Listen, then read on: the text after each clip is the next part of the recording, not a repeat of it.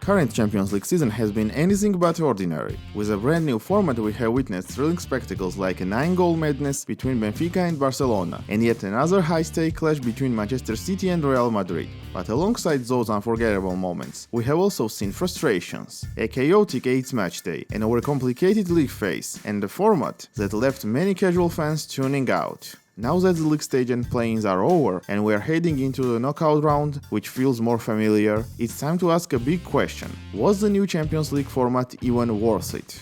Did these changes revolutionize the competition, or did they just create more confusion, more games and less excitement? Some argue that new format brings fresh energy and bigger matchups, while others believe that it waters down the intensity and makes qualification more complicated than ever.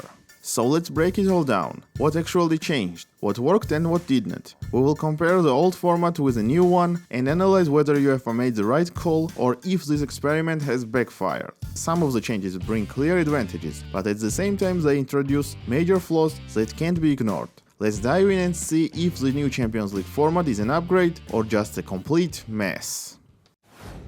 Champions League has expanded from 32 to 36 teams, bringing major changes to qualification and matchups. But what does it actually mean for the tournament? The extra 4 spots allows 3 more teams to qualify automatically, while 1 additional team enters through the playoffs, giving more clubs a shot at Europe's biggest stage. But the real shakeup is how teams are seeded and how they are matched against each other. In the old format, each team played 6 group stage games against just 3 opponents. If a club was in pot 1, it avoided other pot 1 teams, meaning giants like Real Madrid, Bayern Munich and Manchester City never met early on. This gave top-seeded clubs a huge advantage, making their path to the knockout stage much easier. Now teams play 8 matches against 8 different opponents, 2 from each pot, with no restrictions. That means that team like Manchester City could face Bayern Munich or Real Madrid in the league phase, something that never happened before. The result? More big clashes, more variety, and less predictable tournament. Every match day now guarantees at least 2 pot 1 teams facing off, making the early stage more exciting and loaded with must-watch games. The way teams qualify for knockout stage has also changed. In the old format, a club needed to finish in the top 2 out of 4 team group, meaning they had 50% chance of advancing. But if they landed in the group of death like PSG did in last season with Dortmund, Newcastle and AC Milan, at least 2 of the top teams were guaranteed elimination. Now teams only need to finish in top 24 out of 36, meaning they have to outperform 33% of the competition instead of 50. Even if they don't make top 8 for direct qualification, they still get a second chance in the play-ins, where they fight for the last 8 spots in the 2-legged showdown. Of course, this system is not nearly perfect. Just look at Real Madrid against Manchester City in the play-ins. One of them had to be eliminated early, despite both being title contenders. But overall, the new format gives teams more flexibility and a greater chance to fight their way through. Even if a team struggles in the league phase, they still get the opportunity to earn their spot in the knockout stage through a decisive 1v1 matchup. We have already covered the increase in teams, but what does that actually mean for the tournament? For starters, the total number of games jumped from 96 to 144. In the old format, half of these games were just rematches, with teams facing each other away and at home. Now every single one of those 144 games is unique, leading to more variety, fresh matchups, and potentially more thrilling encounters. More games also mean more chances to earn points. Teams that slip up once or twice still have time to recover, making qualification less punishing. At the same time, fans get more marquee matchups, but also more low-interest games in the process. Financially, this change is a huge boost. More games mean higher ticket sales, bigger broadcasting deals, and more revenue overall. The Champions League budget has also grown from 2 to 2.4 billion euros, a 20% increase translating to bigger earnings for each club. Then there is a play-in round, 16 extra games giving teams outside of top 8 a second chance to fight for the knockout spot. It has already delivered high-stake clashes like Manchester City against Real Madrid once again, proving that these extra matches can add even more drama. But there is also a downside. More games, more injuries, more exhaustion, more teams regressing into the knockout stage instead of hitting the top form. Adding 2 or 4 extra matches per team only increases the risk of burnout and injuries, which is a huge problem in modern football. So the real debate is, what's better, more high-stake games or fewer but high-quality matches? Now let's break down the numbers, because stats don't lie. Has the new format really made things more competitive, or it just added chaos? In both old and new formats, teams needed around 45 points to stay in contention. But there is a difference. In old format, 45% guaranteed the knockout stage spot. In the new one, teams need at least 67% to qualify directly, while those between 45 and 67% are forced into the play-ins, where they might be eliminated. This means that teams have to be more consistent, or they will face a do-or-die two-legged matchup. This added pressure could affect domestic performances and player fatigue over the season.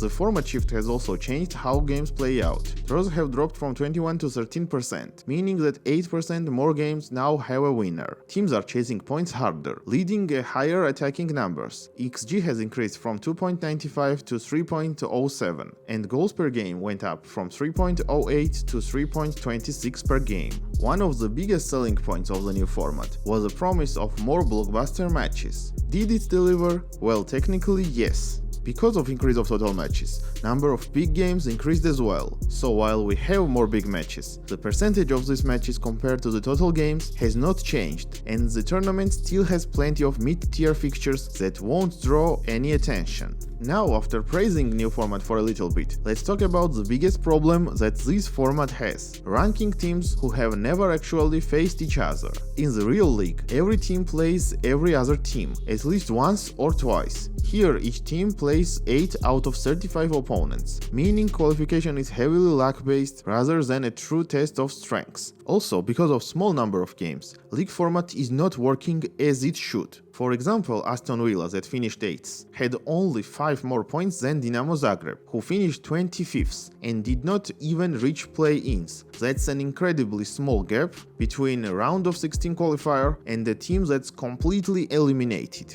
You want even stranger fact? Real Madrid and Bayern Munich finished with exactly same points, same goals scored, same goals conceded, and same goal difference, and without playing each other to find out which of these teams is stronger. The tiebreaker came down to yellow and red cards. That's the biggest flaw that this new system has. The old format ensured teams played their group stage rivals directly. Now rankings are based on matchups that never happened, creating unfair seeding. This system feels like an awkward compromise, not a real league, but not a fair group stage either. Why 8 games? Was it chosen because it's close to the old 6-game format and also fits 4-pot structure? Would 4 games have been better, or maybe 12? The choice seems random, and it leaves teams at the mercy of an unbalanced fixture list. So the question remains, do the benefits of the new format outweigh the drawbacks?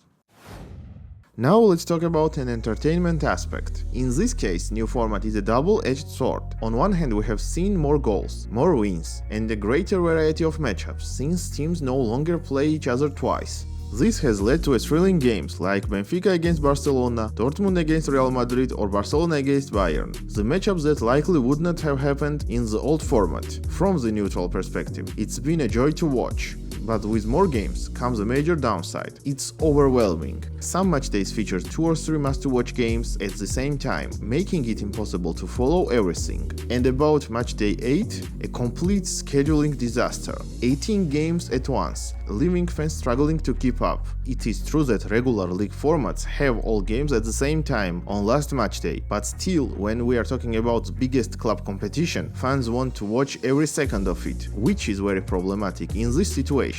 The knockout stage has also become more complex. In the old format, group winners played group runner-ups, simple and fair. Now the top 8 teams qualify directly, while those finishing 9 to 24th must battle through play-ins for the remaining spots. This creates more unpredictability, but also more confusion. Is finishing higher even worth it? Well, not always. For example, Real Madrid finished 11th and had to battle against Manchester City, while PSG, despite finishing lower, ended up with an easier path, and on the last matchday teams could not even calculate what they needed in order to have an easier seeding. How does that even make sense? Similarly, Liverpool that finished first in the league phase landed in the tougher part of the bracket than Barcelona, which finished second. However, being in top 8 does come with some advantages. They skip play-ins, avoid facing each other early on, and all of them play their second leg knockout games at home, which is a slight advantage. Plus, the bracket ensures that the teams ranked close to each other, like Liverpool and Barcelona, won't meet until the final.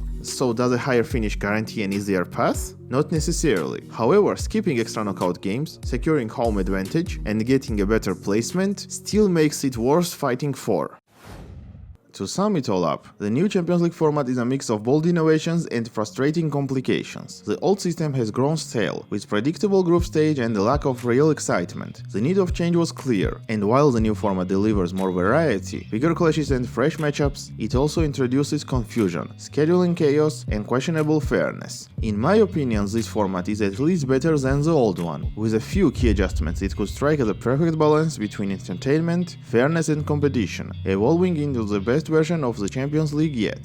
Now the real question is, which format do you prefer? Did UEFA get it right, or should they go back to the drawing board? Drop your thoughts in the comments down below and let's see where the football community stands. Also, if you have debate suggestions that you want to see in the future videos, please comment down below. And if you enjoyed this one, please make sure to like and subscribe, plenty more content is coming your way. Thank you for watching, see you in the next video.